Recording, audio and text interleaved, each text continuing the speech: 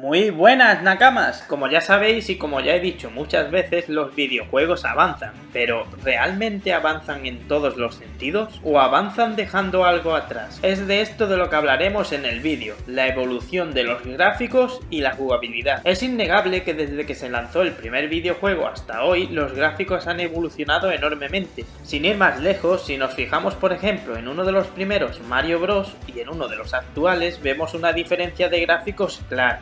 Pero esto obviamente pasa con muchísimos más juegos, como por ejemplo Tomb Raider, Final Fantasy, etc. Es cierto, las compañías han evolucionado, como es lógico. Han conseguido crear un realismo en los videojuegos de forma extraordinaria. Las expresiones de los personajes, los efectos del campo, explosiones, balas, etc. Cada vez están más logrados. Pero, ¿creéis que todo ha mejorado? Evidentemente para algunas personas sí, pero para otras no, obviamente. Uno de los efectos negativos en la evolución de los videojuegos es el tiempo de creado. Es cierto que las compañías consiguen a veces buenos resultados, pero los fans pagan el precio de esperar demasiado. Uno de los casos más conocidos es el famoso Final Fantasy XV, que lleva 10 años en creación, aunque para la defensa de la compañía he de decir que parte de esos años estuvieron detenidos en el proyecto al dedicar tiempo a Kingdom Hearts. Otro de los efectos negativos es la famosa jugabilidad, y con esto incluyo penoso movimiento de la cámara en múltiples ocasiones, movimientos del personaje demasiado torpe, menos cantidad de personajes a utilizar,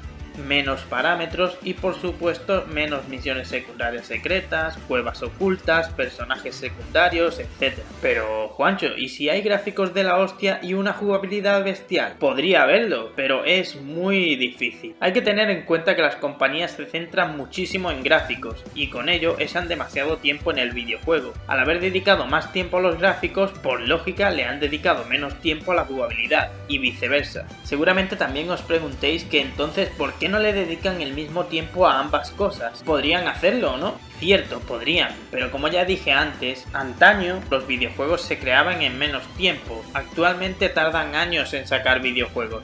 Depende de cuál sea, obviamente. Si dedicaran un tiempo equivalente al gameplay y a los gráficos, podría salir un muy buen juego. Pero, como es lógico, tardarían bastante, aunque eso para mí merece la pena.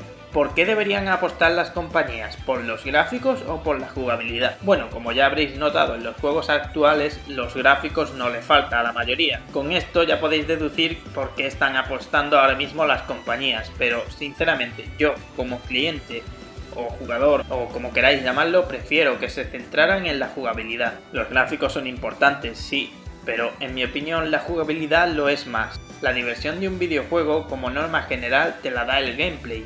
Una mejor jugabilidad incluye más horas de juego y además más variedad. Antiguamente, los juegos se diferenciaban más de otros gracias a sus gameplays. Metal Gear, Silent Hill, Resident Evil, Final Fantasy, Mega Man, Spyro, etc. Y ahora, por desgracia, la mayoría de juegos tienen el mismo estilo de acción y shooter. Conclusión: en este duelo voto por la jugabilidad. Y eso ha sido todo, camaradas. Ya sabéis que si os ha gustado, dale a like, suscribiros. Y hasta pronto, camaradas.